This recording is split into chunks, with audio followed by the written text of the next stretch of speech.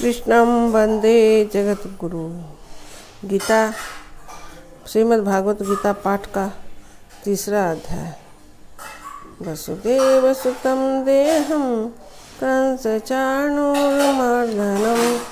देवकी परमानंदं कृष्णं वंदे जगद्गुरु। अर्जुन बोले, हे जनार्दन, यदि आपको कर्म की अपेक्षा ज्ञान श्रेष्ठ मान है तो फिर हे केशव, मुझे भयंकर कर्मों में क्यों लगाते हैं? आप मिले हुए से वचनों से मेरी बुद्धि को मानो मोहित कर रहे हैं। इसलिए उस एक बात को निश्चित करके कहिए जिसमें मैं कल्याण को प्राप्त हूँ। तब श्री भगवान बोले, हे निष्पाप, इस लोक में दो प्रकार की निष्ठा मेरे द्वारा पहले से ही कही गई है। उसमें से सांख्य योगियों की निष्ठा तो ज्ञान योग से और योगियों की निष्ठा कर्म योग से होती है।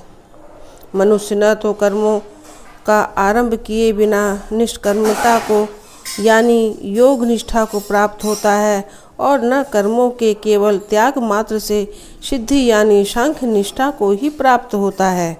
निसंदेह कोई भी मनुष्य किसी भी काल में क्षण मात्र भी बिना कर्म किए नहीं रह सकता, क्योंकि सारा जन समुदाय मनुष्य समुदाय प्रकृति जनित गुणों द्वारा परवश हुआ कर्म करने के लिए बाध्य किया जाता है। जो मूढ़ बुद्धि मनुष्य समस्त इंद्रियों को हठपूर्वक ऊपर से रोककर मन से उन इंद्रियों के विषयों का चिंतन करता रहता है, वह मिथ्याचारी अर्थात दंभी कहा जाता है। किंतु हे अर्जुन, जो पुरुष मन से इंद्रियों को बस में करके अनासक्त हुआ समस्त इंद्रियों द्वारा कर्मों का आचरण करता है, वही श्रेष्ठ है।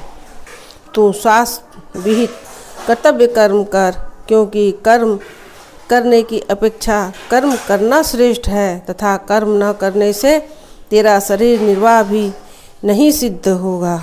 यज्ञ के निर्मित किए जाने वाले कर्मों से अतिरिक्त दूसरे कर्मों में लगा हुआ ही यह मनुष्य समुदाय कर्मों से बंधता है।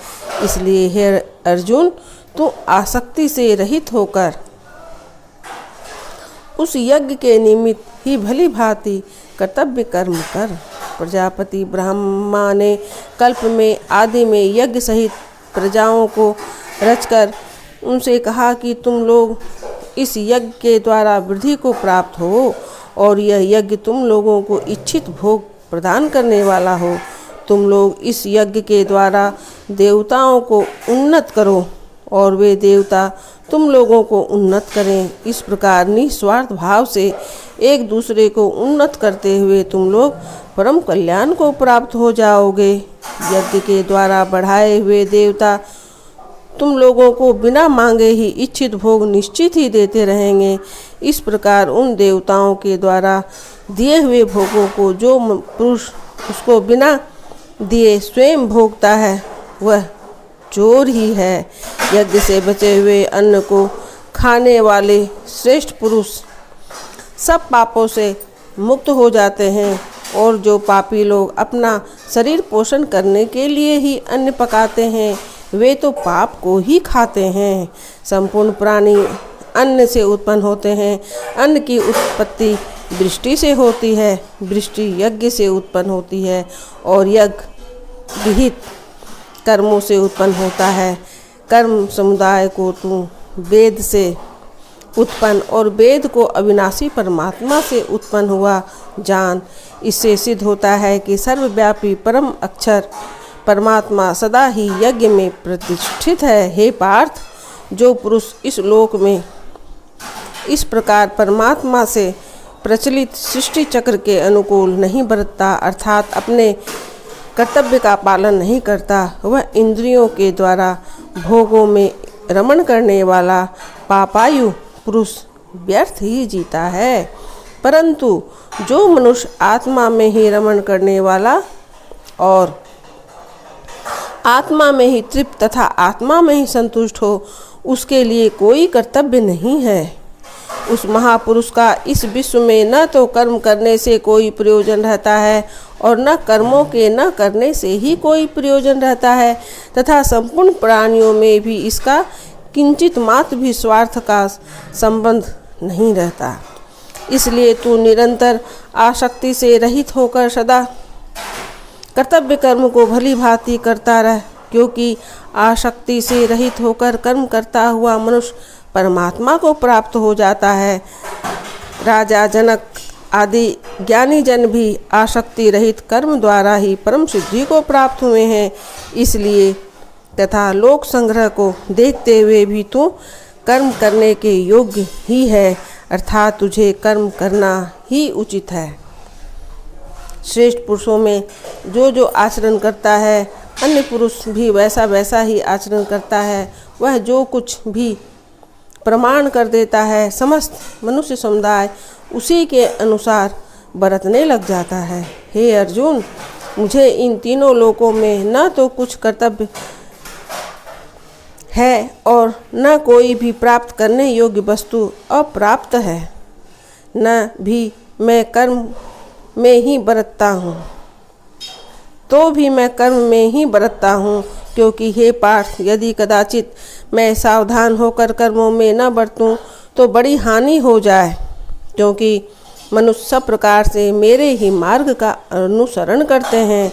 इसलिए यदि मैं न कर्म करूं तो ये सब मनुष्य नष्ट भ्रष्ट हो जाएं और मैं संकरता को प्राप्त होने वाला हूँ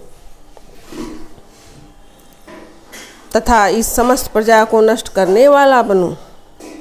हे भारत, कर्म में आसक्त हुए अज्ञानी जन जिस प्रकार कर्म करते हैं, आसक्ति रहित विद्वान भी लोक संग्रह करना चाहता हुआ उसी प्रकार कर्म करे।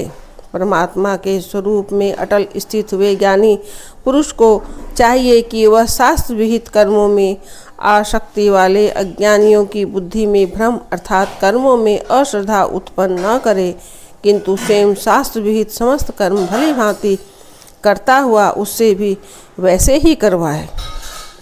वास्तव में संपूर्ण कर्म सब प्रकार से प्रकृति के गुणों द्वारा किए जाते हैं, तो भी जिनका अंतःकरण अहंकार से मोहित हो रहा है, ऐसा अज्ञानी मैं करता हूँ ऐसा मानता है।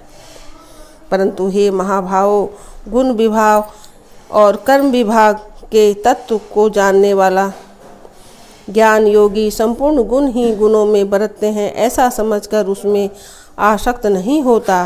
प्रकृति के गुणों में अत्यंत मोहित हुए मनुष्य गुणों में और कर्मों में आसक्त रहते हैं।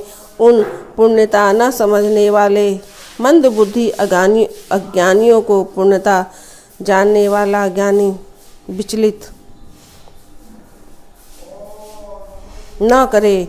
मुझ अंतर्यामी परमात्मा में लगे हुए चित्त द्वारा संपूर्ण कर्मों को मुझ में अर्पण करके आशा रहित, ममता रहित और संताप रहित होकर युद्ध कर।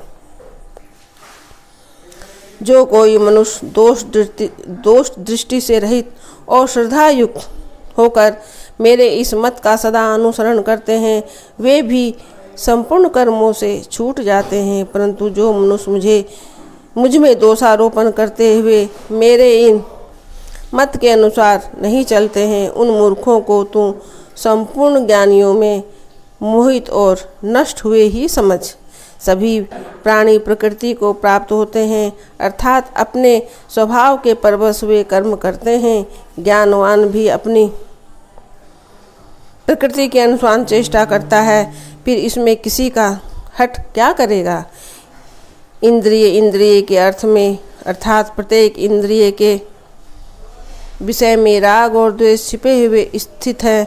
मनुष्य को उन दोनों के बस में नहीं होना चाहिए, क्योंकि वे दोनों ही इनके कल्याण मार्ग में विघ्न करने वाले शत्रु हैं। अच्छी प्रकार आचरण में लगाए हुए दूसरे के धर्म गुण रहित भी अपना धर्म ही उत्तम है। अच्छे प्रकार आचरण में लगाए हुए दूसरों के धर्म से गुण रहित भी अपना धर्म अति उत्तम है। अपने धर्म में तो मरना भी कल्याणकारक है और दूसरे का धर्म भय को देने वाला है। अर्जुन बोले, हे कृष्ण, तो फिर वह मनुष्य स्वयं न चाहता हुआ भी बलात् लगाए हुए की भांति किससे प्रेरित होकर पाप का आचरण करता है? श्री भगवान बोले, रजोगुण से उत्पन्न हुआ यह काम ही क्रोध है। यह बहुत खाने वाला अर्थात भोगों से कभी न अघाने वाला और बड़ा पापी है। इसको ही तू इस विषय में बैरी जान। जिस प्रकार धुएं से अग्नि और मैल से दर्पण ढका रहता है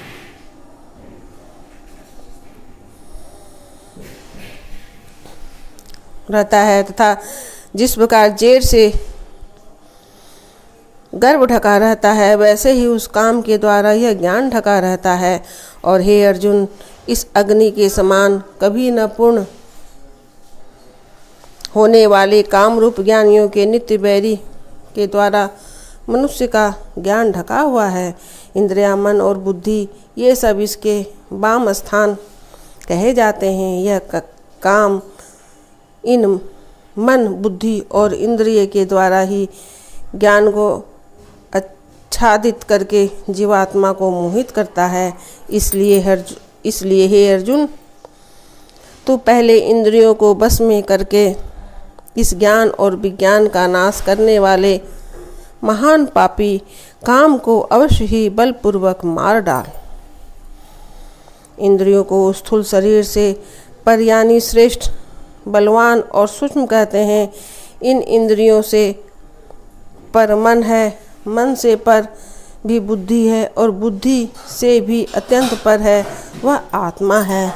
इस प्रकार बुद्धि से पर अर्थात सूक्ष्म, बलवान और अत्यंत श्रेष्ठ आत्मा को जानकर और बुद्धि के द्वारा मन को बस में करके, हे महाभाव, तो इस काम रूप दुर्जय शत्रु को मार डाल।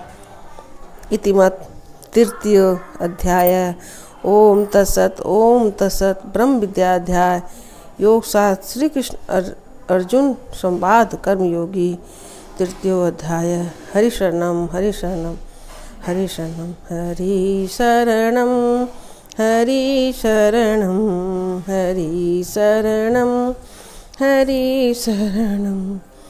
दयालु राम की शरणम, कृपालु कृष्ण की शरणम।